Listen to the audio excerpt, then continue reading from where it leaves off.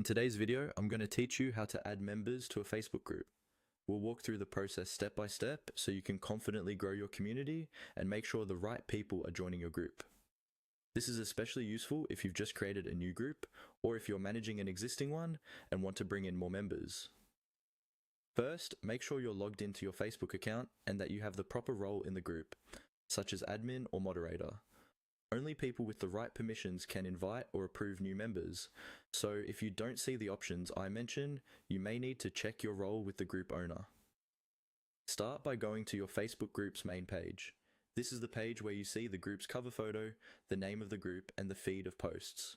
Near the top of this page, you'll find a button labeled Invite, or something similar, depending on Facebook's current layout. Go ahead and click on that Invite button. This is your starting point for adding new people.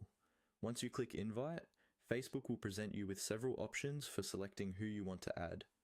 You might see a list of your Facebook friends, a search bar where you can type a name, or options to invite people via a link. Take a moment to decide who you want in the group. You can scroll through your friend list and click on the names of the people you'd like to invite, or start typing a name into the search box to find someone specific. As you click on each person, they'll be added to your list of pending invites.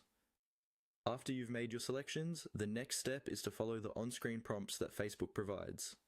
These prompts might ask you to review your invitations, confirm that you want to send them, or choose how the invite is delivered.